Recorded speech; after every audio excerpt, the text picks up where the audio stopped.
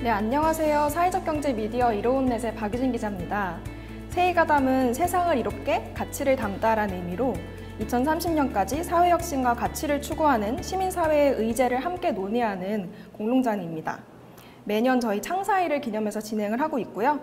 올해는 벽을 허물다 전환기 사회적 경제가 나아갈 길이라는 주제로 진행합니다.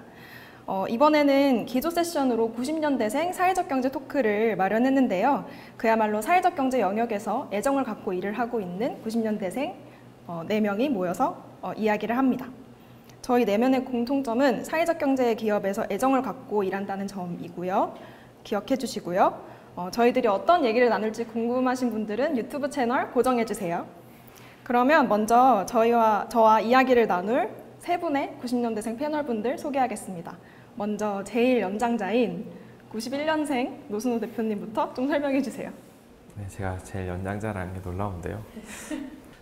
저는 그 소셜벤처 동구밭이라는 회사를 운영하고 있는 노순호라고 합니다. 저희 동구밭은 성인 발달 장애인들은 왜 오래 일을 하지 못할까라는 질문에서 시작을 한 소셜 벤처고요. 그 질문에 대한 답을 찾아가는 과정이 현재의 사업 모델이라고 봐주시면 좋을 것 같습니다. 지금 현재 하고 있는 일은 그 성인 발달 장애인 분들을 고용을 해서 플라스틱을 최소화하는 화장품 또는 위생용품, 좀 대표적인 상품으로는 뭐 고체 샴푸, 고체 린스, 고체 설거지 세제, 식기세척기 세제류들이 있고요. 이런 제품들을 다른 화장품 회사나 아니면 유통회사에 납품도 하고 저희 현재 자사 브랜드로도 판매하고 있는 일을 하고 있습니다. 네. 동구밭 조직 규모가 점점 커지고 있는 것 같은데 네. 바쁘신 와중에 자리해 주셔서 감사하고요. 다음은 93년생 동갑이신 두 팀장님들 얘기 들어볼게요. 먼저 이유리 팀장님부터 해주세요. 네, 안녕하세요. 비영리 교육 소셜벤처 점프에서 일하고 있는 이유리라고 합니다. 네, 점프는 청소년들이나 대학생들 혹은 청년, 사회인들을 이제 이어주는 플랫폼이라고 보시면 되겠는데요. 저희는 주로 장기적으로 이제 교육 멘토링 사업 진행하고 있습니다. 저는 특히 그 중에서도 이제 수도권이 아닌 지자체, 시군 단위로까지 이런 사업들이 이루어질 수 있게끔 하는 지역 협력팀에서 일하고 있습니다. 네. 저 갑자기 떠오른 TMI인데 제가 예전에 점프에서 하는 교육 봉사활동에 지원했다가 대학생 때 떨어졌던 기억이 있어요. 그때는 인연이 되지 못했지만 이렇게 패널로 모시게 될 수 있어서 영광이고요. 네, 그리고 이윤영 팀장님 소개 부탁드려요. 네, 안녕하세요. 저는 사회혁신기업 더함에서 부동산 사업 담당을 맡고 있는 이윤영이라고 합니다. 저희 더함은 이제 그 공동체 아파트 위스테이로 좀 많이 알려져 있는데요. 크게는 이제 커뮤니티와 공동체에 기반한 공간과 플랫폼을 만드는 이제 사업들을 계속해서 하고 있고요. 위스테이 외에 이제 명동을 중심으로 해서 커뮤니티 하우스 마실, 페이지 명동 같은 공간들 만들어 나가고 있습니다. 네. 얼마 전에 제가 행사 취재 때문에 위스테이 별내 갔었는데 아파트형 공동체가 이런 거구나 싶더라고요. 그리고 마지막으로 제 소개를 할게요. 네, 아마 영상 보시는 분들은 제가 익숙할 텐데요. 저는 뭐 각종 사회적 경제 기업 행사, 뭐 미팅, 뭐 국회, 지역, 정부 청사 등등 이제 사회적 경제랑 관련된 거라면 모두 다 취재하는 이로운넷 박유진 기자입니다. 정직원 중에서는 제가 막내입니다. 저는 95년생입니다.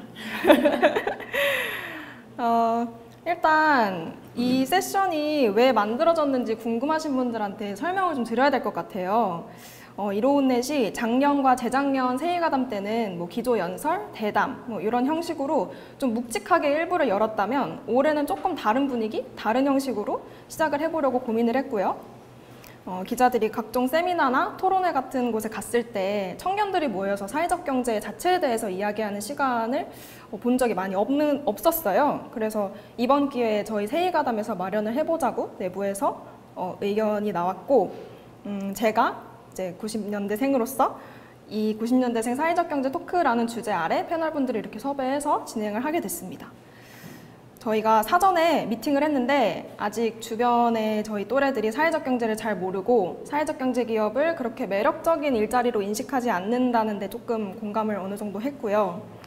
저희는 일명 90년대생 사회적 경제 내부인의 시선에서 진로 고민을 하는 청년들이 일터로서 사회적 경제 기업을 바라봤을 때 느낄 만한 매력, 그리고 혹은 뭐 진입장벽 이런 것들을 얘기할 거고, 그 진입장벽을 뚫고 사회적 경제 영역에 들어왔는데 일하면서 우리가 부딪히는 벽들은 뭔지 이런 것도 좀 공유하고 어떻게 이 벽들을 허물 수 있을지 이것도 이야기를 해볼 예정입니다.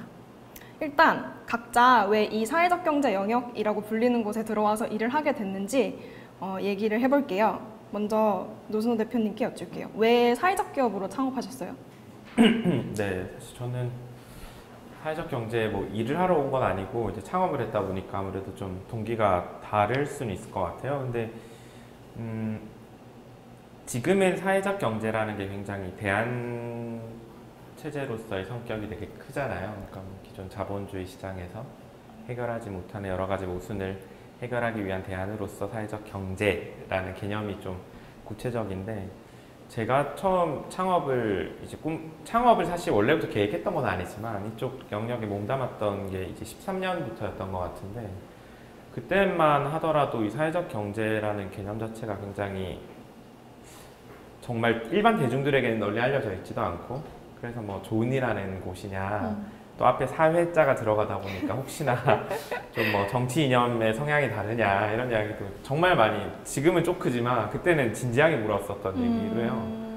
학교에 제가 전공을 원래 법학을 하다 보니까 그 상담하시던 교수님이 너 나중에 뭐 하려고 지금 공부를 그렇게 안 하냐, 그래서 저 사회적 기업 하려고 그래. 사회적 기업? 네. 너 혹시 뭐 다른 쪽으로 뭐 고민을 하는 게 있냐 이런 얘기를 진지하게 했던 시기니까요. 그만큼 뭐 학자인 되게 지성이라고 부를 수 있는 대학 교수도 몰랐었던 시점이니까. 근데 점점 제가 창업을 하면서 사회적 기업을 하게 됐던 건 더 확신을 가지게 됐던 게, 내가 해결하고자 하는 이 문제를 해결하고자 하는 방식은 사회적 기업이라는 표현으로밖에 담을 수밖에 없겠더라고요. 일단은 기업이다 보니까 이윤을 추구하고 성장을 가속화하기 위해서 노력하지만, 그게 저는 우리가 해결하고자 하는 사회적 문제와 일치하는 게 굉장히 사회적 기업의 가장 큰 뭐 매력이라고 표현하기는 그렇지만 장점이었어요, 저희가 생각하기에는.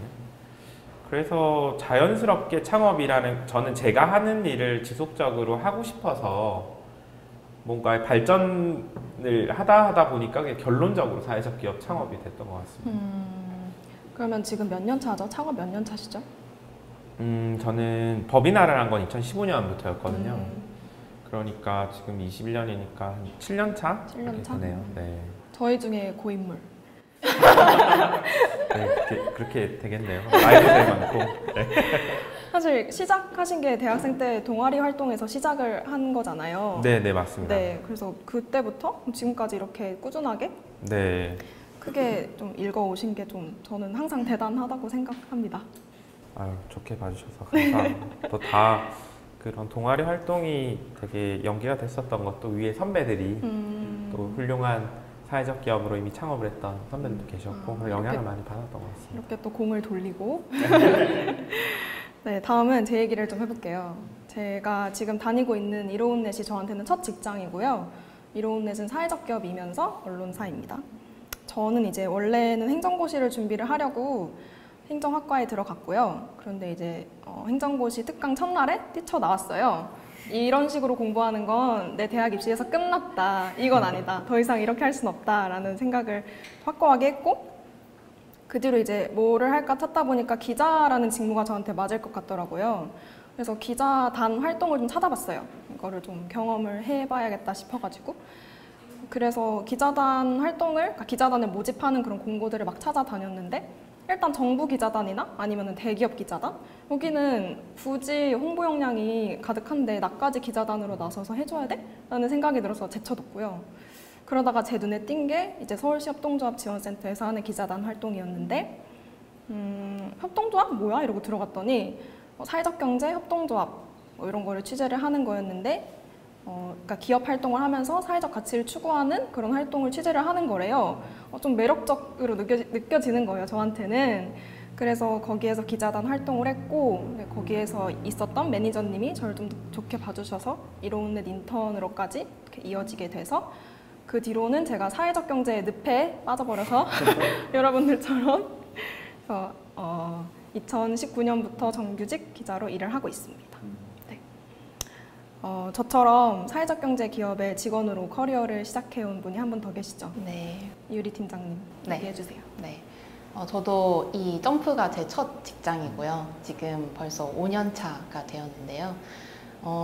처음에 이제 저도 아주 시골에서 자라가지고 교육 소외 계층이었어요. 근데 이제 정부에서 많이 기회를 줘가지고 뭐 해외도 좀 다녀오고 그런 걸 통해서 진짜 기회를 주면 사람이 많이 바뀔 수 있구나를 스스로 느꼈고 대학생 때 이제 정치 외교랑 경영을 같이 전공을 했는데 저도 그런 말 많이 들었어요. 좀 뭐 정치할 거냐. 네. 근데 이제 그런 걸 배우면서 스웨덴으로 교환학생을 떠났는데요. 거기는 이제 기업 성장도 하면서 복지 분배도 잘 하고 있더라고요. 그래서 이런 모델을 한국에도 어떻게 적용할 수 있을까를 되게 많이 고민하던 중에 기업 CSR 활동도 있고 여러 가지를 좀 배웠어요. 네, 그러면서 이 정부랑 기업의 이 많은 자원들을 어떻게 끌어다가 다시 재분배를 할 수 있을까를 고민하던 중에 이 이 사회적 경제 비즈니스 모델 자체를 알게 되었죠. 네. 네, 그러던 와중에 이제 점프에서 교육 봉사자로 제가 활동을 하게 되었고 저는 떨어졌고. 네. 네. 경쟁률이 좀 있었어요. 네. 그러다가 이제 이런 기업이 있구나, 점프가 진짜 이런 일들을 제대로 하고 있구나라는 걸 좀 알아가지고 입사를 하게 된 케이스입니다. 네. 흔히들 저는 별로 좋아하지 않는 말인데 이렇게 장학생, 교육 봉사자부터 시작해서 점프해서 일하는 사람을 성골이라고 하더라고요. 네. 이 표현 많이 들리는 것 같아요. 네, 근데 저는 별로 좋아하지는 않는 편입니다. 그러면 마지막으로 우리 이훈현 팀장님은 저희 4명 중에 유일하게 흔히 말하는 그 제도권? 완전 영리 영역에서 넘어오신 케이스잖아요. 네, 그 계기도 좀 궁금하고 팀장님이 느끼는 둘의 차이가 있다면 좀 얘기해 주시겠어요? 네, 되게 자연스럽게 좀 대학생 시절의 어떤 경험들이랑 연계해서 맞아요. 좀 말씀해 주셨는데 생각해 보면은 이제 조금 시간을 거슬러 가면 당장 제가 이전에 겪었던 직장 경험도 있을 것이고 그 전에 대학도 있고 사실 더 나아가서는 유년 시절이나 이제 그 이전에 중고등학생 시절까지도 사실 영향을 다 미치는 것 같아요. 이렇게 뭔가 방향을 전환한다는 거는. 근데 개인적으로는 이제 조금 더 저는 자연스럽게 넘어온 건 아니고 어떻게 보면 방향을 어느 순간 확 틀게 된 경험을 했는데 이제 그거에 영향을 뭘 미쳤나 사실 이번에 세션을 준비하면서 좀 생각을 해봤어요. 그냥 저도 흘러오는 대로 흘러오다가 근데 크게는 이제 영향을 미쳤던 것들이 이제 제가 어렸을 때 겪었던 성장 환경 측면에서는 이제 저희가 사실 90년대생들이 IMF 세대라고 규정이 되는데 저희 집 같은 경우에도 그 IMF의 아픔을 되게 직격탄으로 겪었던 집이었고 근데 그거와 되게 또 상반되게 제가 또 그렇게 안 생겼는데 강남에서 자라가지고 파락군에서 좀 약간 상대적 불평등이랄까요? 네, 상대적 아픔을 좀 겪었던 것 같아요. 그래서 그런 것들이 저의 어떤 깊은 내면 속에 잠재돼 있다가 나름대로 조금 열심히 살아서 나름대로 뭐 좋은 직장, 좋은 제도권으로 갔는데 사실 그곳에서 오히려 저는 이 사회의 모순과 부조리를 너무 많이 경험을 했던 것 같아요. 그래서 은행에서 네, 맞아요. 네. 그래서 조금 뭐 모든 일반 업계가 다 그렇다고 일반화할 수는 없는데 이제 그런 어떻게 보면 조금 우리 사회가 갖고 있는 모든 문제점들이 집약돼서 나타나는 업계가 이제 부동산 개발, 부동산 금융 좀 이런 이제 돈과 많이 맞닿아 있는 영역인 것 같아요. 근데 저는 이제 사회의 첫걸음을 거기서 시작을 했고 이제 부동산 개발을 하고 부동산 개발에 들어가는 금융을 담당을 하다 보니까 이제 보지 못할 모습들을 너무 일찍 봐버린 것 같아요. 근데 이제 보지 말아야 될 모습들이 뭐였냐를 이렇게 조금 한 발짝 떨어져서 보니까 이제 우리 사회의 어떤 배금주의, 물질만능주의, 그러니까 돈이 사람 그 위에 있는 것들이 제게는 너무 많이 보였고 이제 그게 그 속에 있는 개인들에게는 사실 이런 형태로 그러니까 좀 파이어족, 그러니까 빨리 왜냐면 되게 힘들거든요. 그 삶 자체가 그러니까 빨리 돈을 벌어서 넘어가겠다. 그리고 그 안에서 좀 비인간화되는 모습들. 그리고 그러다 보니 사실 거기에 나의 삶의 가치관이나 개인적인 생각들을 녹여낸다는 건 당연히 이제 어불성설이고 이제 그런 경험을 하고 있는 차에 이제 제가 17년도에 만났던 친구한테 소셜벤처랑 이넥터스라는 동아리를 어떻게 해서 알게 됐어요. 그래서 그 동아리인지는 모르겠는데 아, 네. 네, 맞아요. 맞아요.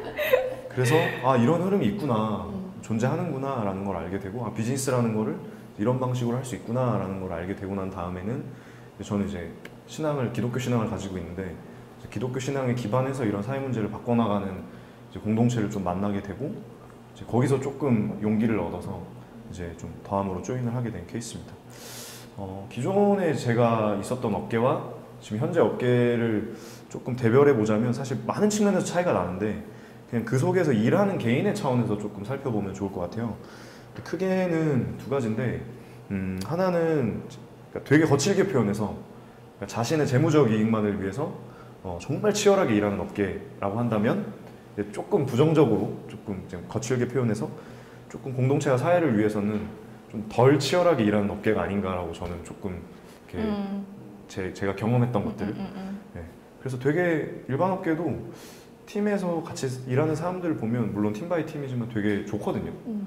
이렇게 로열티도 있고 되게 그런 팀워크도 좋고. 근데 중요한 거는 그 모든 행위들이 어디로 향하냐를 보면 사실 그냥 하나거든요. 재무적인 이익. 그리고 너무 하시하기 때문에 그 업계 자체가 빨리 튀어나오고 싶다. 40대까지 딱 돈 벌고 난 이제 떠나겠다. 이렇게 생각하시는 분들이 많고, 사경 쪽은 확실히 그것보다는 조금 더 하지만 약간은 동력이 떨어지지 않나라는 조금 뭐 제가 느꼈던 그런 소외들이 있었고요. 그 다음에 이제 좀 가치적인 측면이라고 한다면 확실히 거기는 이미 거기가 돼버렸네요. 거기는 의사결정이 되게 빨라요. 왜냐하면 가치 기준이 하나이기 때문에.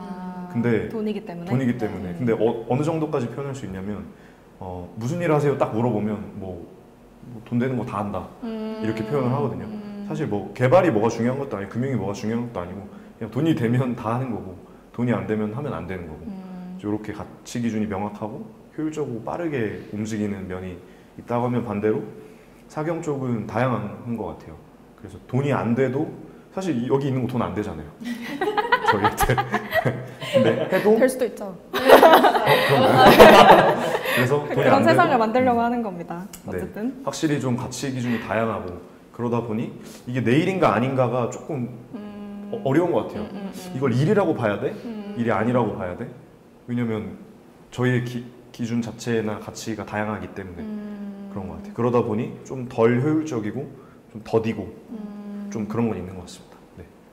그런 차이점. 확실히 뭐 완전히 그런 정말 극단의 영리 영역에서 일을 해보셔서 그런지 이렇게 느끼는 차이가 좀 확연하신 것 같아요.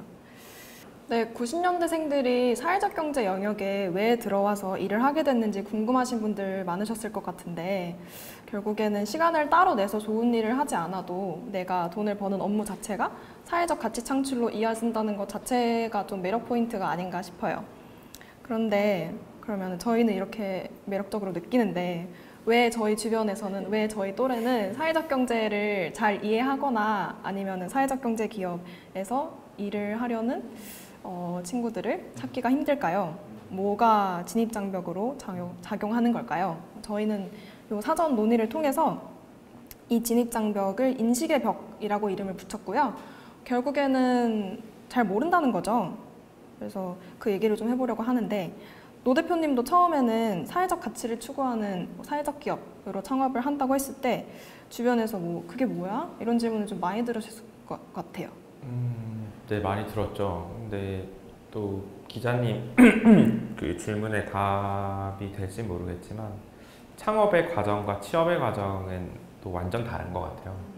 제가 그냥 제 개인 소견은 소셜 벤처, 사회적 기업을 창업을 한다라는 관점에서는 이제 별로 그 진입장벽이 없는 것 같아요. 그러니까 무슨 말이냐면 사회적 기업 창업이 쉽다 이런 의미가 아니라 점점 그냥 일반 스타트업이나 일반 회사도 창업을 하는 과정이 과거 소셜 벤처가 창업을 하는 과정과 많이 닮아 있어요. 그러니까 그게 다만 이제 개인의 문제나 아니면 좀 더 영리적인 포커싱이 되어 있냐, 그러니까 소위 말하는 사회적인 공감대를 얻을 수 있는 사회 문제냐 아니냐의 관점이지, 모든 요즘은 창업을 하는 과정이 문제 해결이 포커싱이 되어 있지 않으면 이미 뭐 자원이라든지 뭐 이런 서비스나 이런 풍요롭게 살고 있는 우리나라도 이미 선진국의 반열에 오르기 때문에.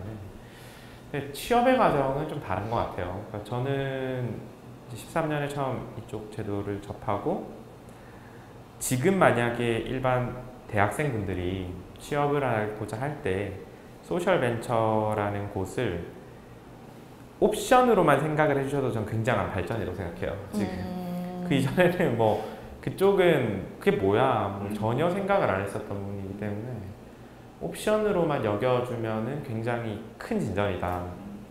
근데 이거를 냉정하게 평가를 하려면 사실은 그걸 보면은 알 수 있어요. 그러니까 예를 들어서 우리 뭐 동구밭도 될 수도 있고 아니면 다른 일반 사회적 기업에 취업을 한 이제 직원분들이 네. 이제 그 이후에 분명 이직들을 하실 거잖아요. 평생 몸담는 분도 계시겠지만 대부분 이직을 한다라고 네. 말했을 때 어디로 가냐. 근데 이게 그냥 커리어라는 관점으로 봤을 때는 이 회사를 거쳐서 이 다음 사람이 꼭 소셜벤처 쪽이 되면 가장 이상적일 거고 소셜벤처 쪽이 아니더라도 뭔가 커리어 점프를 하면서 이직을 하고 다시 또 그러면 그런 분은 다시 또 사회적 생태계로 돌아올 수도 있고 또 넘나들 수 있는데 제가 보기엔 그게 안 되는 것 같더라고요. 냉정하게 말하면 그냥 이 얘기를 좀 이따가 저희가 하기는 할 건데 네. 어쨌든 뭐 대표님은 직원을 채용하는 입장에서 해주시는 그래서 네 그런 부분들이 진입을 하는 관점에서는 가장 큰 허들이지 않을까 냉정하게 그런 생각이 네. 듭니다. 그래도 몇 년 전보다는 지금은 좀 관심을 갖고 있는 사람들이 꽤 많은 것 같아요. 정말 많이 늘었죠. 네. 관심 자체는 정말 많이 늘고 뭔가를 이제는 특히 MZ 세대라고 부르는 이제 구매를 할 때도 그걸 굉장히 중요한 기점으로 판단을 한다라는 게 저희는 뭐 실제 당사자니까요. 네. 사실 저희가 지금 만들고 있는 제품의 대부분이 딱 시계를 3년 전으로만 되돌려봐도 시장에서 전혀 쓸모없는 제품들이었어요. 굳이 샴푸를 왜 고체를 왜 써? 돈 주고 그걸 왜 사? 그냥 푹푹 짜서 쓰면 심지어 거품 바로 나오는 이런 애도 맞아. 있어. 굳이 이걸 왜 써야 돼? 심지어 뭐 더 많은 값을 지불을 하고 그랬는데 지금은 전혀 아닌 그 푹푹 싸면 거품이 나오는 그냥 뭐 대기업들의 제품들이 당장 다음 달, 그 다음 달에 고체 제품을 내요. 저희가 납품을 드려서 그런 걸 보면 정말 많이 바뀐 거죠. 저만 해도 뭔가 예전보다 지금 소비를 하는 행태가 많이 달라졌거든요. 예전에는 그냥 싼 거 사고 버리면 되지, 또 사면 되지 이런 게 너무 당연했다면 지금은 아닌 것 같다. 그렇게 막막 쓰는 건 아닌 것 같다. 이런 생각을 하게 되니까 네, 관심도는 확실히 높아진 것 같고 사실 저도 느끼고 제가 그러니까 인턴 시작을 했던 게 2018년인데 그때보다 지금 훨씬 더 인식이 높아진 건 저도 체감을 하거든요.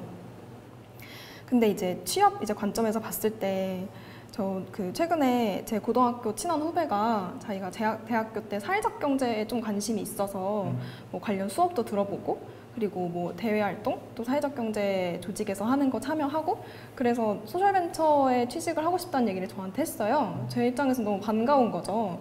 취재원이 하나 늘은 거니까 심지어 친한 동생이 취재원이 된다면 얼마나 좋아요. 근데 그 친구가 근데 이 소셜이라는 개념을 주변에 설명하기가 너무 어렵겠다는 거예요. 그래서 뭔가 자기가 가고 싶은 소셜벤처는 그냥 스타트업이나 중소기업 그 이상의 어떤 특별함을 분명히 갖고 있고 자기가 그걸 아는데 주변에 이제 이 영역을 한 발만 벗어나면은 아무도 그거를 이해를 못 해줄 거라는 게 본인이 이제 그거를 아니까 그게 오히려 또 그 취업의 진입장벽으로 작용을 하더라고요.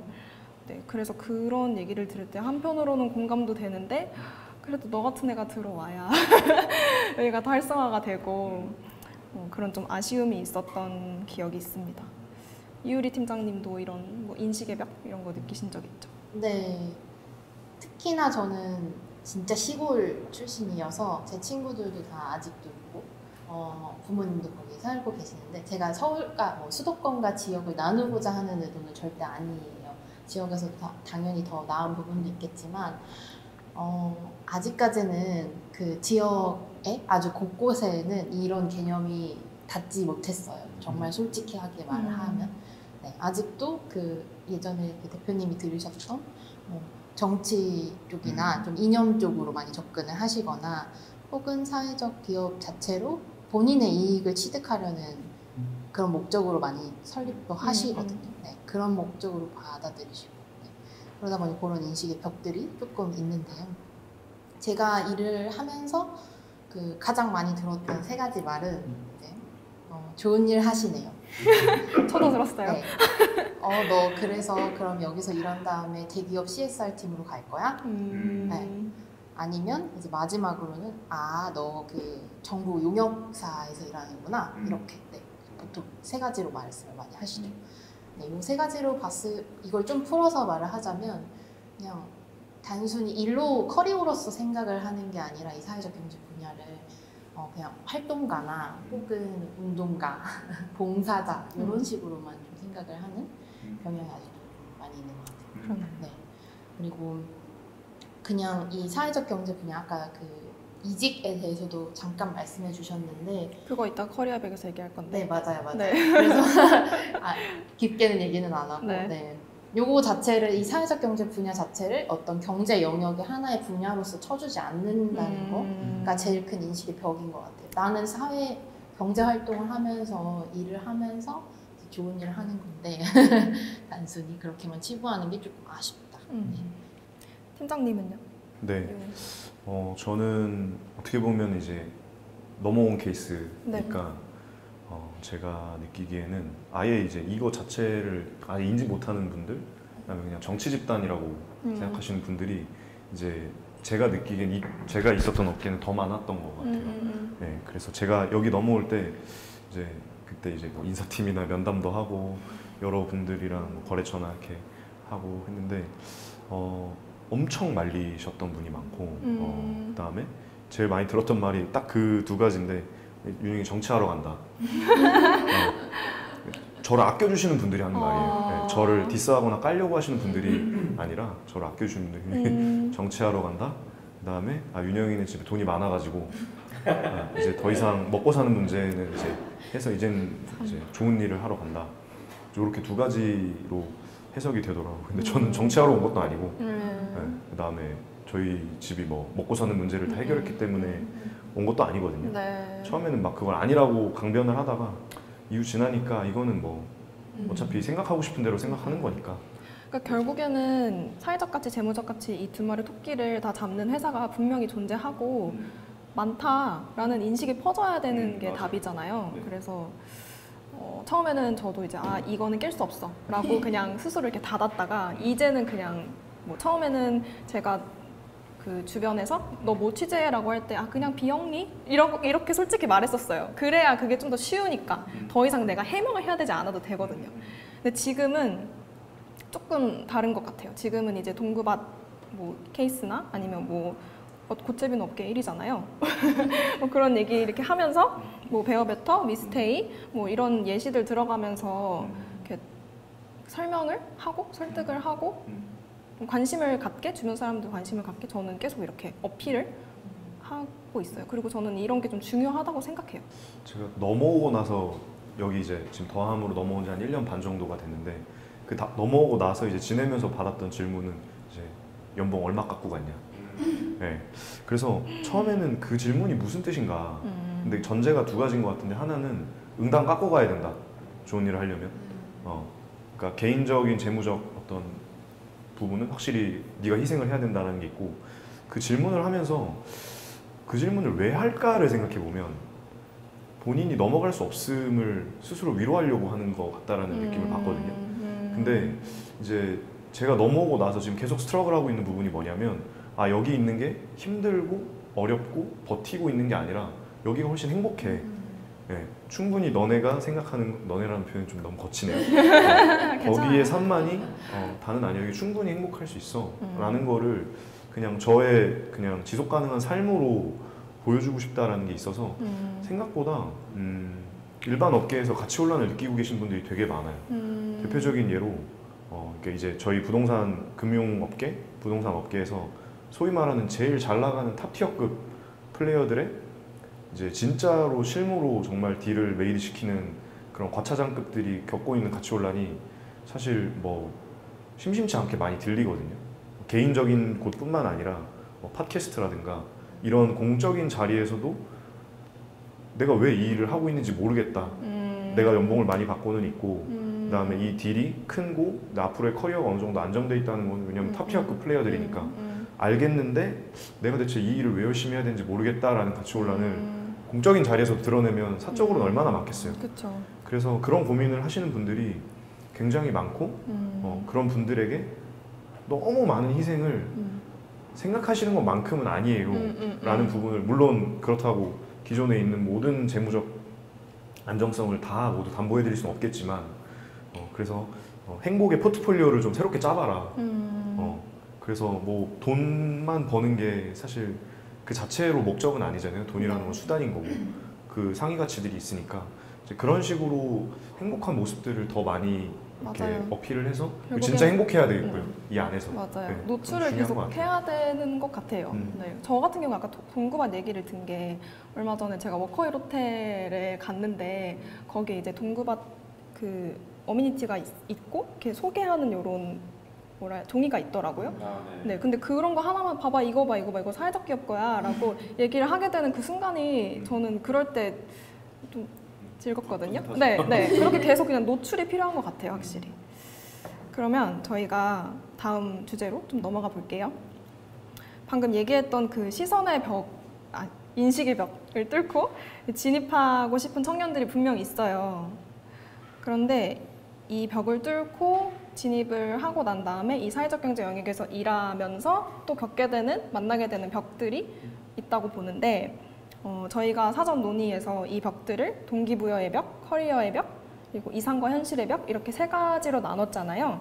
먼저 동기부여의 벽에 대해서 이야기를 해볼게요. 인력이 조직에 남아있게 하려면 적절한 동기부여가 필요한데 그 동기라는 건 사람마다 다 다르잖아요. 뭐 돈이 될 수도 있고 워라밸이 될 수도 있고 그 외에 뭔가가 될 수도 있고 그래서 제가 예전에 어떤 사회적 경제 중간 지원 조직 대표님을 만났는데 그분은 사회적 경제를 사랑하는 것만으로도 일의 동기가 충분하세요. 근데 거기 이제 그 밑에 실무자분이랑 제가 얘기를 해보니까 그 실무자분이 저한테 조용하게 와서 저는 여기 그냥 괜찮은 일자리로 생각하고 왔는데 대표님 텐션이 너무 높다. 저 애정과 열정 가득한 모습을 보일 때 자기가 조금 부담스럽다. 그러니까 일의 동기가 분명히 다른 것 같더라고요.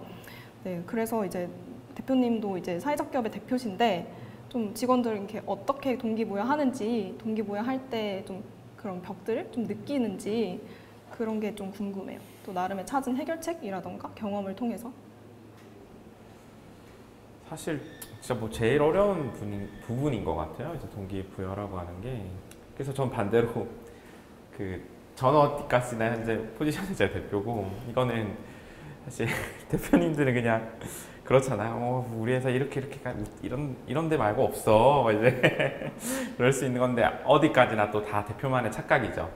다 들어보면 딴 데는 더 잘해주고 딴 데는 더 낫고 뭐 이제 이런 거니까 사실 두 분 의견을 더 듣고 싶은데 개인적으로는 되게 진짜 어려운 것 같아요. 근데 어디까지나 직장이잖아요. 네. 직장이고 이 사람이 뭐 봉사활동하러 온 것도 아니고 일을 하러 온 거면 거기에 대한 일단 제일 중요한 건 정당한 대우라고 생각을 하거든요.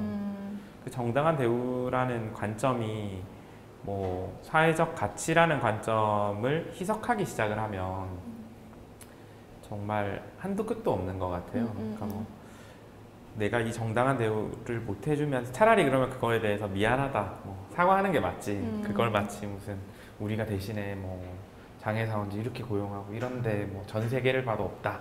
이런 거는 아무 의미 없는 얘기라고 생각을 하거든요. 그래서 저희는 일단 객관적으로 가장 그런 정당한 대우를 해주기 위해서 노력을 하고요. 그래서 그렇다 보니까 그런 급여 테이블이나 이런 부분들도 뭐 그 동종업계와 맞추어서 가려고 노력을 하죠. 아직 그 동종업계라는 것도 그 회사가 중소기업이냐, 중견기업이냐, 대기업이냐에 따라서 차이가 있는 현실적인 차이는 어쩔 수 없으니까요.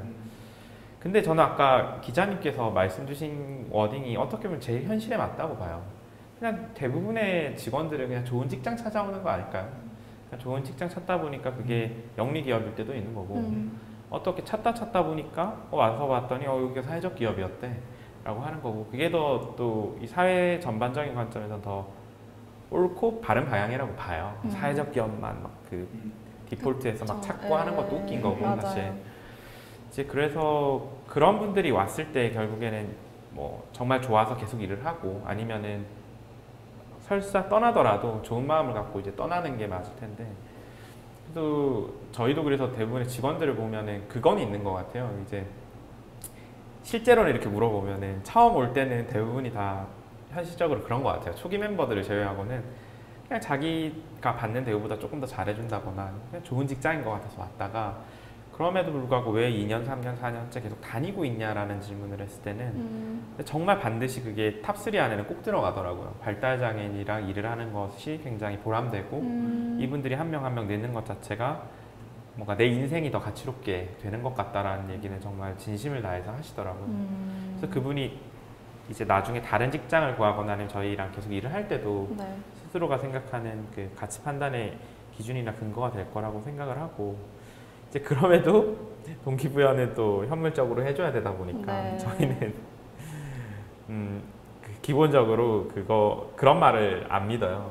잘 되면 잘해줄 게라는 말을 안 믿기 때문에 잘 될 때마다 잘해주겠다 하는 마음을 갖고 그냥 좀 일반 회사와 다르다라는 관점이 최대한 좀 그런 걸 투명성을 가지려고 노력하고, 안 되면 잘 안 됐다, 네. 잘 되면 잘 됐다. 그래서 저희는 분기마다 다 정산한 내역들에 대해서, 그러니까 재무제표 내용을 다 공개를 해줘요, 직원들한테. 그리고 영업이익이 발생한 거에 있어가지고 10%씩은 그 분기마다 바로바로 다 뿌려줘요. 성과급 형태로 지급을 해주고, 이제 그런 부분들이 그래도 다행인 거는 저희가 18년 이후부터는 다 이익이 났기 때문에 그러니 그게 또 직원들에게 실질적인 동기부여는 되는 것 같아요. 왜냐하면 다른 회사에서 그렇게 안 하니까. 대표님의 동기부여는 여기까지 듣겠습니다. 네.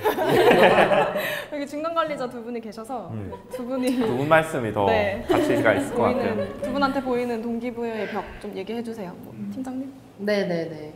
저는 작년에 갑자기 중간 관리자가 되었죠. 네. 팀장이라는 이름을 달게 되었는데요. 이런 중간 관리자 개인으로서의 동기부여의 벽이 하나 있을 것 같고, 아니면 이제 저 개인이 아니라 이런 업계에서의 동기부여의 벽이 있을 것 같아요. 일단 먼저 설명하자면 저희는 여기랑 다르게 비영리입니다. 비영리라 하면 영리 사업을 하지 않죠. 네. 그래서 성과급이 나지 않죠. 네. 재무적으로선 동기부여가 되지 않는 상황이라고 보시면 될 것 같아요. 네.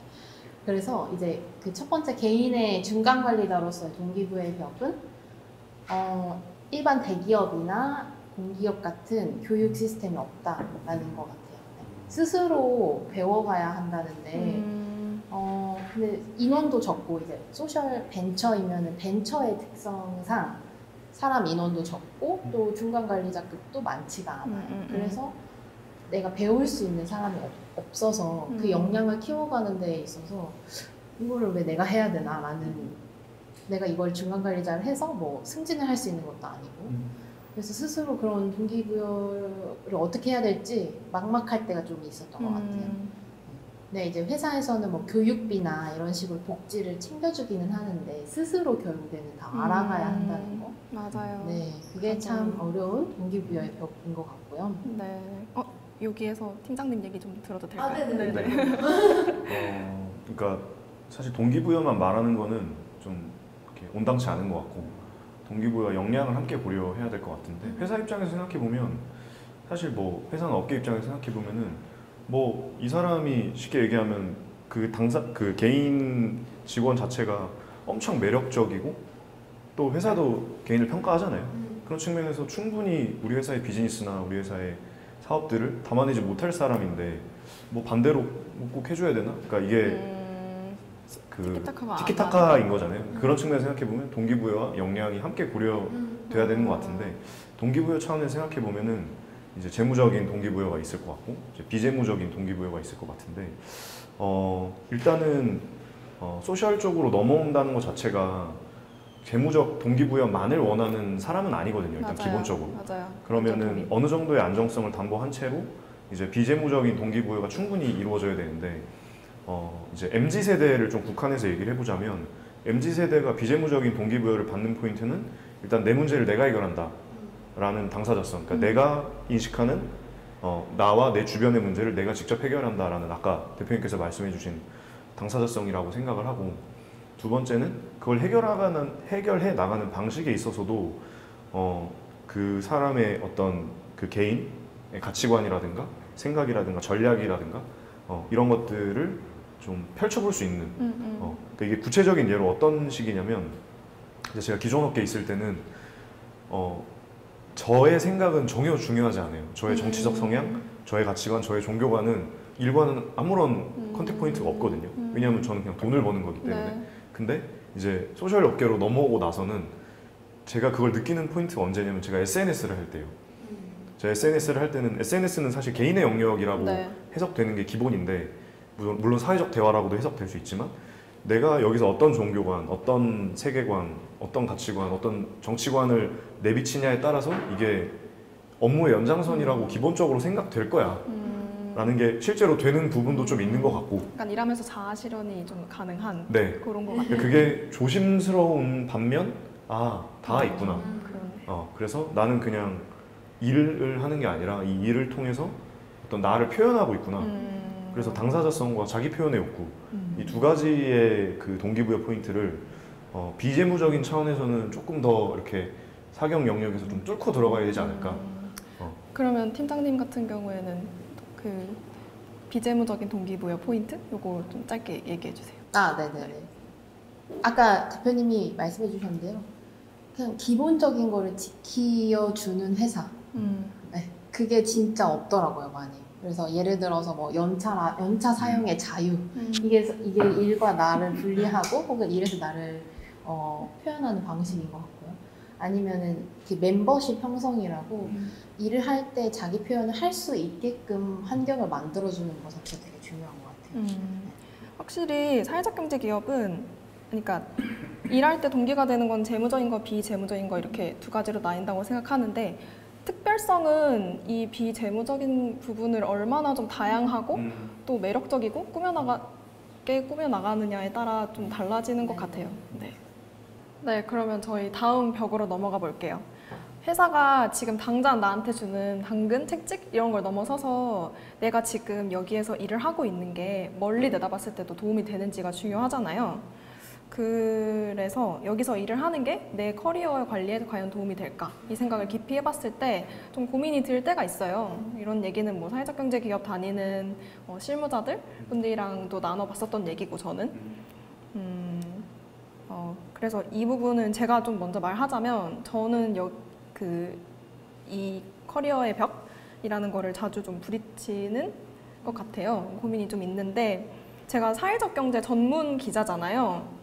그런데 사회적 경제를 전문성 영역으로 볼 수 있는지가 좀 관건인 것 같더라고요. 왜냐하면 이게 좀 인식의 벽하고도 좀 연결이 되는 것 같은데, 당장 사회적 경제가 사람들이 뭔지 잘 모르는데 이거를 전문성 영역으로 인정을 할 수 있을까? 그리고 뭔가 뭐 보안 전문가, 의료 전문가, 환경 전문가 이러면 뭔가 와닿는데, 사회적 경제 전문가? 이거 좀 안 와닿는 거예요, 솔직히. 그래서 이제 제가 나중에 이직을 하게 되더라도 그곳에서 저의 사회적 경제 전문성을 좀 인정을 해줬으면 좋겠는데, 이제 그게 가능할지가 이렇게 고민이 들 때가 있는 거죠. 그래서 이런 커리어의 벽, 유린 팀장님도 느끼신다고? 네. 얘기해 주세요. 네. 팀장님처럼 저는 막 스페셜리스트가 아니라 저희 교육업이라는 것 자체가 이제 프로그램 매니저라는 굉장히 제너럴리스트로 키워졌어요, 저희는. 뭐 회계부터 홍보까지 A to Z를 그냥 한 명이 다 할 수 있게끔 그렇게 일하는 조직들이 아마 분명히 있을 거고, 이거는 사회적 경제 분야뿐만 아니라 다른 조직에서도 분명 그런 제너럴리스트들의 고민이 있을 거예요. 근데 특히나 이 사회적 경제 분야에서는 그 이후에 이 N년 뒤에도 이 사회 문제 해결을 위한 조직이 아직도 남아 있을까?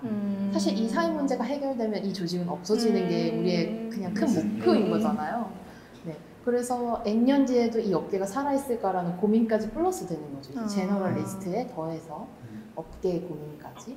그래서 MZ세대답게 저나 아니면 저희 팀원분들은 각각의 그 제너럴리스트 중에서도 한 개의 꼭지를 해시태그를 정해서 그 분야를 조금 좀 더 파고드는. 네네. 아. 일을 이제 하나의 프로젝트를 하더라도 그 분야를 지속적으로 할 수 있게끔 원하시는 분들이 있어요. 근데 요거를 조직 차원에서 이제 도와줄 수 있어야 이후의 커리어에도 이 사회적 경제 분야에서 일했던 업의 그 역량들이 보존이 될 수 있지 않을까. 팀장님도 있어요, 해시태그?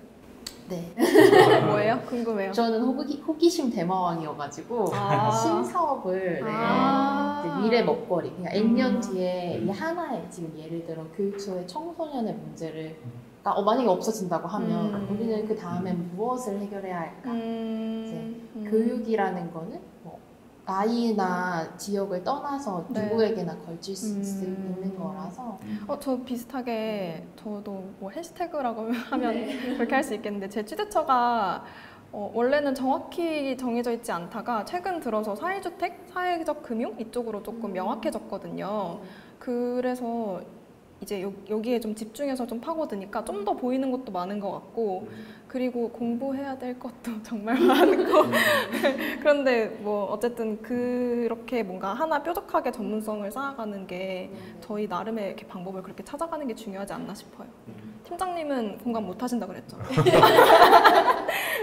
공감을 못하는 건 아니고 그러니까 크게 거칠게 나누면 이제 제너럴리스트와 스페셜리스트가 있을 것 같고, 이제 이거를 조금 와닿게 구체화시키면 이제 기업 집단으로 생각해 보면 이제 대기업이나 소위 말하는 이제 관료 국가 공무원들은 사실 순환보직이 기본이잖아요. 그러니까 사실 개인의 어떤 전문성보다는 그 조직이 담보해주는 안정성에 사실은 이렇게 본인의 개인적인 뭐 불안이라든가 직업 안정성을 이렇게 맡겨놓는 형태인 것 같고, 스페셜리스트들은 이제 제가 경험했던 이제 특정 분야의 전문가 집단들, 뭐 법률 쪽이나 뭐 회계, 제가 하고 있는 이제 부동산 금융 쪽, 부동산 개발 쪽은, 근데 이쪽은 진짜 어느 정도냐면 회사에 속해 있는데도 회사에 속해 있지 않다고 생각해요, 스스로. 그래서 이제 제가 전에 있던 조직에서 이제 저희 팀에서 자주 했던 말은 뭐냐면, 우리 회사에 충성하지 않는다. 우리 팀에 충성한다. 그리고 팀이 같이 이직을 해요. 팀 단위로 떠가거든요. 되게 어떤 사례까지 있냐면, 회사의 핵심 member들이 그냥 다 다른 회사로 그냥 한 두 팀이 본부가 떠간 거예요. 그러니까 일반 업계에서 인식할 때 그냥 여기 이 팀이 됐어. 그러니까 이제 이름만 바꿔서 그 사람들 여기 있어. 딜도 따라가요. 네. 그래서 그 정도로 어떻게 보면 이제 그 회사나 공동체와는 전혀 무관한 전문가 집단인데, 사실 전략을 좀 달리 해야 될 것 같아요. 저는 큰 틀에서의 그 지속 가능성, 그러니까 N년 후에도 이 사경이 존재할까. 근데 이거를 저 언제 상상을 해봤냐면, 내가 만약에 뭐 북유럽 쪽이나 서유럽 쪽에 가서 할 일이 있을까? 저는 이제 주거 문제라든가 이제 부동산 문제에 천착을 하고 있기 때문에 가보면 이제 저희가 선진 모델이라고 생각하는 데는 이제 그런 문제가 그래도 좀 끝났다. 그렇죠. 그래서 이제 그 부분들을 이식해오고 싶은데, 근데 그러면 이제 가서 할 일이 없을 것 같다라는 생각을 하는데, 이제 그 직관이 어떻게 보면은 한국에 있을 때 적용을 해보자면, 저는 개인적으로 하루 이틀 만에 끝날 문제가 적어도 부동산이나 주거 영역은 아니라고 보거든요. 맞아요. 그래서 몇 년 후에도 있을 거다. 몇 년 후에도 있을 거다. 그래서 스페셜리스트의 관점에서 생각을 해보면, 스페셜리스트의 해시태그는 혁신 쪽에 더 가깝게 방점이 찍혀야 될 것 같아요. 그러니까 어쨌든 저희가 새롭고 다양한 가치를 추구한다는 것 자체가 사업 영역으로 생각해보면 새로운 모델을 만드는 거거든요. 그렇죠. 예를 들면 지금 우리나라 같은 경우에는 개인이 담보대출을 받아서 분양을 받는 모델, 네. 이게 기본이거든요. 그래서 기본적으로 자가를 소유하는 게 기본이고, 자가 소유를 넘어가기 위한 과도기적인 사회주택이나 공공임대주택으로 해석되는 경우가 많은데, 사실 자가를 사나 임대를 사나 큰 상관이 없는 하이브리드 모델. 그게 혹은, 혁신이라는 네, 거죠. 주거 사다리가 굳이 필요 없는 이제 주거 중립 사회.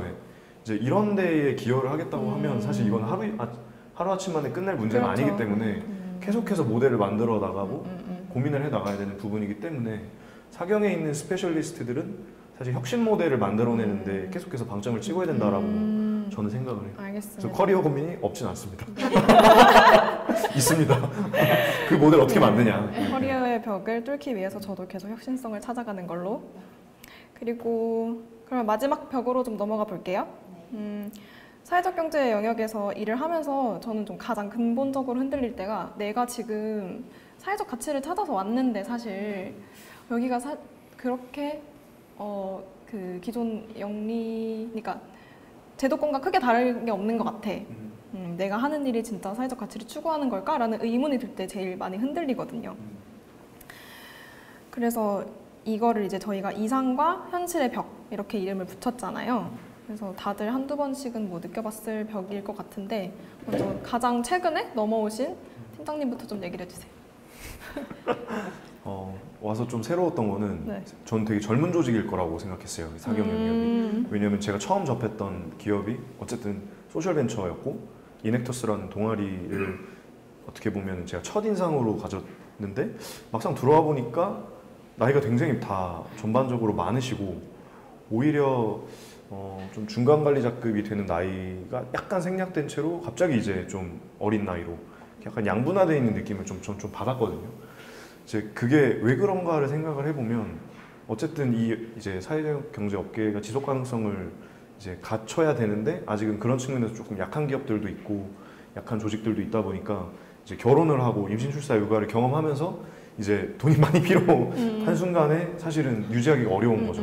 그러다 보니까 약간 이렇게 떨어진 것 같고 이제 그런 추구하는 가치가 어떻게 보면 그 세대의 그 경험을 좀 반영한다고 보는데 좀 거칠게 표현해서 이제 조금 나이 많으신 이제 선배들, 사경 선배님들이 경험했던 그 정치 경제적인 이제 경험들은 사실 조금 이렇게 반기업적, 반재벌적, 네, 좀 반자본주의적, 반시장적 이제 그런 어떻게 보면 네. 민주화의 경험이 있으셨고 기업이 기업답게 움직이지 못했던 부분들이 있다 보니까 약간 투쟁적으로 하시는 부분들이 있다 보니까 좀 운동가나 활동가의 영역과 많이 흡사한 영역이 있는데 사실 제가 보기에 MZ세대는 사실 굳이 그게 기업의 태를 갖춘 뭐 주식회사든 그게 뭐 어떤 형태가 사실 크게 활용하고 이용하면 되는 거지 맞아요. 그 자체로 뭔가 평가하진 않거든요.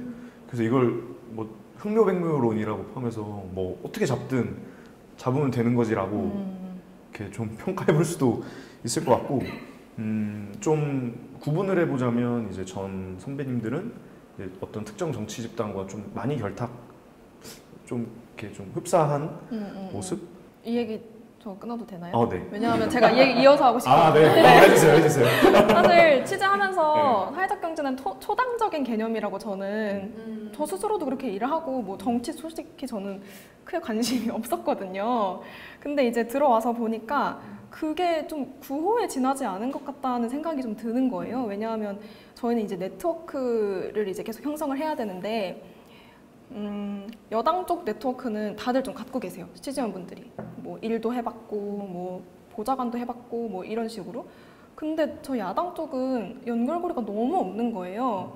그러니까 뭐 저는 사실 사회적경제기본법이 지금 통과가 안 되는 이유도 그것과 좀 연관이 된다고 생각을 하는데 그러면은 그냥 관계를 만들면 되잖아 라고 저는 너무 쉽게 생각을 했는데 또 이제 역사가 그게 아닌 거죠. 그래서 이제 그 벽을 저는 허물어야 된다고 생각을 하고 이제 또 회사 자랑을 하자면 또 이로운넷은 이렇게 국민의힘 쪽에 있는 뭐 정치인분들 인터뷰도 하고 이분들이 사회적 경제 쪽 활동하면은 그것 관련해서 기사 쓰고 계속 이렇게 연결고리를 만들어가려는 작업을 하고 있거든요. 그래서 이제 정말로 그런 뭔가 정치의 그런 벽 이런 건 좀 허물어져야 될 것 같다고 저는 생각을 했어요. 그리고 앞으로도 계속 그렇게 노력을 할 거고요.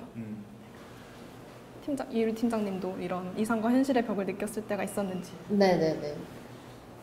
사실 제가 이 분야를 선택한 가장 큰 이유는 내가 어떤 한 사람, 대표나 주주를 위해서 일하고 싶지 않다가 가장 컸었어요. 네. 그래서 이제 사기업 쪽은 생각을 안 했던 거고, 내가 하는 일이 실제로 이 수요자들, 그러니까 우리가 생각하는 이 직접 혜택이나 영향이 갔으면 하는 사람들한테 실제로 가기를 원하는 사람들이 대부분일 거라고 생각해요. 저는 MZ 세대 중에서 이 사회적 경제를 원하는 사람들, 진정성이라고 하죠. 근데 저희는 진정성을 가지고 부딪히는데 이제 저희 회사 특성상 정부나 아니면 기업들하고 파트너십을 많이 맺어요. 근데 이거를 이제 하다 보면 도대체 내가 이 일을 누구를 위해서 하고 있는가라는 고민이 많이 들 때가 있죠. 어떤 한 정치인을 위해서 혹은 어떠한 기업을 위해서 일을 하게 되나? 라는 이런 고민들이 많이 생기는 것 같아요. 그리고 조금 더 작게 얘기하면은 이제 회사 내에서도 이제 조직의 어떤 미션과 비전을 위해서 개인의 어떤 자유나 역량을 침해하는 경우가 좀 생기게 되더라고요. 제가 이렇게 러프하게 말하지만 네. 아마 각자의 그런 사례들이 있을 거라고 봅니다. 네. 근데 그런 경우가 생길 때 돌아서는 것 같아요. MZ 세대들이. 나는 이 한 누군가를 위해서만 일하는 게 아닌데. 팀장님은 안 돌아서셨잖아요. 그래도. 네. 네. 완전히 돌아서진 않았지만 그런 걸 느낄 때가 솔직히 말하면 굉장히 많죠. 실무자로서. 맞아요. 네. 대표님은 좀 그럴 때 있으셨어요? 그러니까 저는 약간 좀 관점을 달리해서 이제 직원들이 그런 이야기를 했을 때 대표자로서 별로는 한다면 별론이라기보다도 대표자의 시선에서는 그거죠. 첫 번째는 기초 체력의 문제인 것 같아요. 그러니까 뭔가 프로 선수가 정말 예를 들어서 프로 테니스 골프 선수가 된다라고 가정을 하면 처음에 한 5년, 10년은 하체 훈련만 할 거거든요. 뭐든지 코어가 튼튼해야 되니까. 그거 다음에 스윙도 하고 값비싼 채도 사고 전 세계 유수의 유명한 골프 클럽도 다니고 이제 아마 그럴 것 같은데, 근데 이게 항상 좀 보면 아쉬운 건 이상과 현실을 이야기하기 전에 그런 과정이 없이 코어 훈련도 없이 먼저 이미 머릿속은 가고 이미 PGA 투어를 다니고 있죠. 그러니까 그 관점이 사실은 그게 개인의 문제기도 하지만 기업의 문제인 것 같기도 해요. 그러니까 이게 직원들 개개인의 문제도 있지만 대표님들 중에서도 그런 분 많죠. 그러니까 막말로 디테일하게 들어가면은 본인 월급은 고사하고 직원들 급여도 못 챙겨주는데 이미 마음은 이미 저기 다보스 포럼에 가 있으면 그거는 안 맞는 거잖아요. 네. 그래서 그런 관점이 하나가 있는 것 같고, 이제 두 번째 관점이 사실은 그런 게 있는 것 같아요. 이제 두 번째 관점이 예를 들어서 저는 표현을 할 때 인디 감성이라고 표현을 하는데 이쪽 영역이 인디 감성이 정말 심한 것 같아요. 그러니까 원래 인디 가수를 좋아하는 팬의 마음이 이 가수가 너무 안 유명해졌으면 좋겠고 그냥 우리 동네에 있는 소규모 콘서트만 해줬으면 좋겠고 나만 아는 가수. 네, 이제 그랬으면 좋겠는 그런 팬심이 있는데 이쪽 영역에도 그게 굉장히 좀 있는 것 같아요. 그러니까 뭔가 좀 더 대중적인 메시지를 얘기하거나 대중적인 채널을 이야기하기 위해서 거쳐야 되는 과정들이 있는데, 아니 해외로 나가기 위해서 저희가 그런 거 하는 거 맞아요? 굳이 그것까지. 근데 그것도 어떨 때는 남들이 봤을 때는 그게 또 이 사회적 경제가 무능해 보이거든요. 그렇게 못하면. 우리는 나름의 그게 가치와 판단에 어떻게 보면 굉장히 갈등인데 제3자의 관점에서는 그냥 무능한 거거든요. 얘는 무능해서 저기 못 가는 거야. 그러니까 그런 관점을 허물고 싶은데 네. 근데 웃긴 건 내부에서 그러면 굉장히 합심해서 같이 이걸 나아가야 되고 거기에서 실무적인 과정에서 어려움이 얼마나 많겠어요. 거기에 분명히 가치적인 갈등도 분명히 있을 거거든요. 세부적으로는. 근데 이제 벌써 내부에서도 반대로 우리가 굳이 그런 데 가야 소소하게 이렇게만 해도 그러니까 이런 갈등 그 두 가지 정도 분류가. 그래도 계속 좀 그 벽을 허물려고 하고 계시잖아요, 대표님. 그렇죠, 그렇죠. 네. 근데 이건 또 가치의 문제인 것 같기도 해요. 또 소소하게 있는 그런 기업을 또 저기는 정말 가치 없다 할 수는 없는 거니까요. 근데 그 기업이 원하는 목표와 저는 일치해야 된다라고 생각하는 게, 예를 들어서 고용을 많이 하겠다라면 매출도 많아야 되잖아요. 그렇죠. 그러면 자본주의 관점에서 당연히 유통 채널도 커져야 되고 시장도 넓어져야 되는데 계속 그러한 관점을 고수하면서 우린 고용 많이 할 거예요. 이건 위선된 거잖아요, 사실. 좀 그런 부분들이 사실 일치화되지 않으면 그 모순된 개념을 얘기하면서 이상과 현실은 또 달라요. 이렇게 얘기하는 게 그냥 두 가지 그런 관점이 보이는 것 같아요. 그렇네요. 이렇게 네 가지의 벽들을 다 좀 진단을 해봤는데 앞에서 너무 좀 벽을 쌓아 올린 거 아닌가 싶은 그런 걱정이 있어요. 저희는 어쨌든 그래도 사회적 경제에 애정을 갖고 일하는 게 이제 확실하니까 그래서 그러니까 결국엔 이 세션의 목표는 그러니까 90년대생들이 사회적 경제 기업으로의 취창업을 좀 더 매력적으로 느끼게 하는 방법을 얘기를 하는 거잖아요. 그게 목표인 거고. 그런 의미에서 그러면 왜 우리는 여기에 계속 있는가, 왜 우리는 퇴사를 하지 않는가에 대해서 좀 얘기를 해볼 필요가 있는 것 같아요. 먼저 이유리 팀장님 얘기해 주세요. 네. 단 한 가지 이유만 꼽자면은 제 인생의 미션과 비전이 회사의 미션과 비전과 일치해요. 누구나 차별 없이 배울 수 있는 세상을 만들어 간다는 거가 정말 이상적으로 보이겠지만 저는 예전부터 그런 생각을 가지고 있었거든요. 근데 이런 미션을 가진 회사가 다 찰떡같이 있었고 근데 정말 감사하게도 그 이끌어가는 대표나 혹은 창립자 혹은 그 안에 오래 일하셨던 분들 그리고 새로 들어오신 분들이 이 하나의 목표가 되게 일치한다는 게 쉽지 않고 되게 감사한 일인 것 같아요. 그래서 이 진정성을 추구한다는 거 이게 없어진다라고 하면 아마 저도 생각을 해보겠죠. 네. 이런 회사를 찾는 게 되게 중요한 것 같고 그 와중에서도 제 개인이 성장할 수 있는 회사 이 두 번째도 정말 큰 것 같아요. 이 안에서 어떤 일도 내가 해볼 수 있고 나의 결정 사항에 있어서 내가 책임을 질 수도 있게끔 해주는 데가 별로 없는 것 같거든요. 제 생각에는. 그래서 사회적 경제 분야를 원하시는 어떤 분들이 계신다고 하면 정말 내가 원하는 바가 뭔지 또는 그 회사가 추구하는 바가 뭔지를 알아보시는 게 중요할 것 같고 나는 뭘 배우고 싶은지 나는 이 일을 통해서 단순히 돈만 벌면 사실 여기에서 굳이 이렇게 힘들게 일하지 않아도 될 것 같거든요. 나는 이 기간 동안 여기에서 어떤 걸 배우고 싶은지를 확실하게 정하고 오시면 만족스럽게 다닐 수 있지 않을까. 그러니까 결국에는 갖고 있는 비전과 미션이 회사와 일치한다는 게 포인트인 것 같아요. 네, 가장 큰 포인트죠. 팀장님은? 저 소름 돋게 똑같아가지고. 아 그래요? 네. 그럼 패스. 저의 언어로 표현해보자면 네. 이 개인의 커리어나 개인의 삶을 구축해 나가는 것도 비즈니스 하는 거랑 거의 비슷하거든요. 그래서 뭐 1인 기업이라는 말도 나오는데 그러니까 문제라 하면 이상과 현실의 차이가 있고 이거에 대해 갭이 문제잖아요. 네. 네, 현실이 그러니까 이상이 없고 또 그거와 현실 간의 차이가 없으면 사실 그건 문제가 없는 거죠. 근데 개인의 관점에서 보면 뭐 그게 이제 욕구나 자기의 가치관이나 여러 가지로 여기가 이상이라고 하면 이제 지금 현재에 예를 들면 여기 있고 사실 여기에서 여기로 나아가는 게 저희의 인생이라고 하면 개인의 인생이라고 하면 기업이라는 건 그러니까 사회적 경제 조직 기업이라는 건 사실 여기 안에 그래프에 있어야 되는 거죠. 그래서 뭐 제가 원래 경험했던 조직은 뭐 여기라고 하면 더하면 여기 있는 거죠. 그래서 이 맥락에 맞게 그래서 이게 제가 늘 쓰는 표현인데 그래서 일단은 첫 번째로는 본인의 개인적 이상, 개인적 꿈, 개인적인 확실한 비전이 없다면 사실 사경 영역에 넘어와서 충분한 효능감을 느끼기는 어려운 것 같아요. 그리고 이게 없다면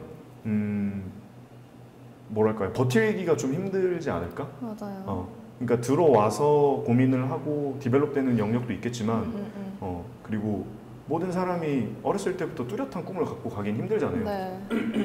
그래서 일단은 사경의 큰 장점이라고 하면 그 개인이 계속해서 고민할 수 있게끔 왜냐면 이 업계 자체가 고민을 하는 업계잖아요. 고민이 끝나지 않아요. 고민이 끝나지 않는 나가지 업계잖아요. 못하게끔. 네. 그래서 저는 단순히 이 업계를 떠나는 게 잘못됐다라고 생각하지 않아요. 네, 잘못됐다고 생각하지 않고 오히려 너무 높은 그 벽을 세워서 혹은 넘어가면 배신자, 들어오면 대단히 착한 사람 이렇게 가면 저는 개인적으로 안 된다고 보고 잠깐 나의 이상과 이 사경의 영역이 맞닿을 때 근데 맞닿는 가능성이 조금 더 뎁스가 깊은 거죠. 어떻게 보면은 단순히 재무적인 가치로 만나는 게 아니라 네. 조금 더 깊은 영역. 그래서 언제든지 들어오고 나서도 회사의 방향성이나 회사의 비전과 내가 가고자 하는 방향이 다르다면 나 언제든 나갈 수 있다. 그렇죠. 라는 게 그냥 저는 회사 내부적으로도 늘 팀장님도 그렇게 지금은 맞으니까 있는 거고. 그렇죠. 네. 네. 계속 맞길 바랍니다. 네. 저 같은 경우에는 그런 게 있어요. 이 기사 이론에서 취재를 하면서 기사 쓸 때 이게 나만 쓸 수 있는 기사라는 게 좀 확고하단 말이에요. 뭐 이런 거 관련해서 검색했을 때 제 기사만 나오거나.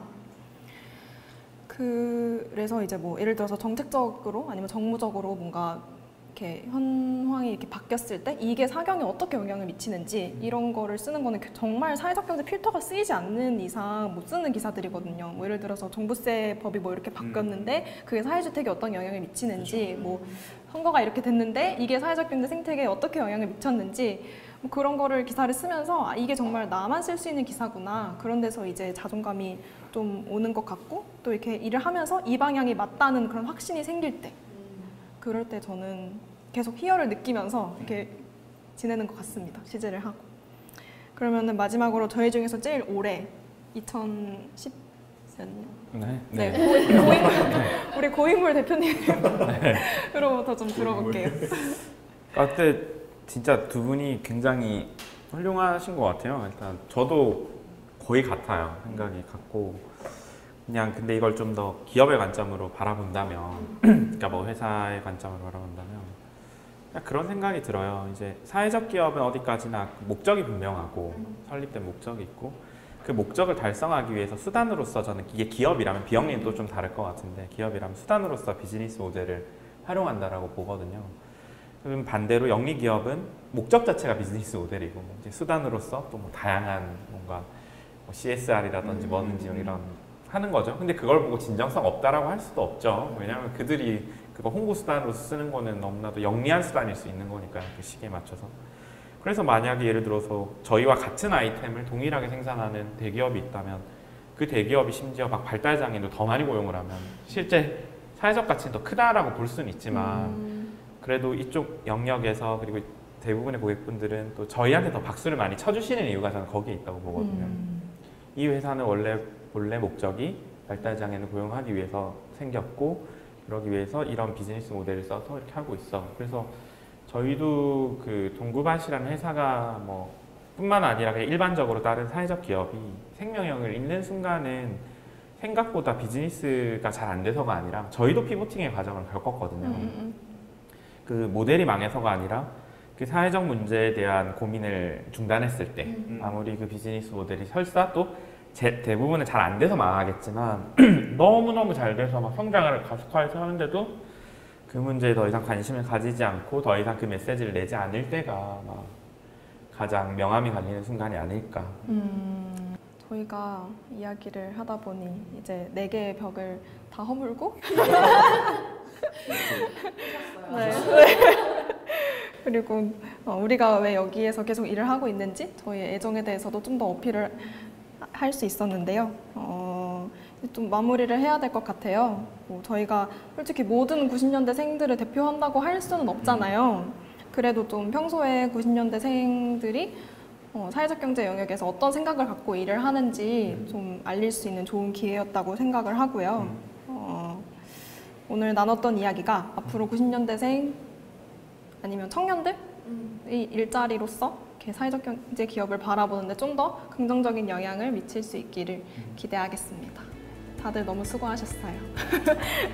감사합니다.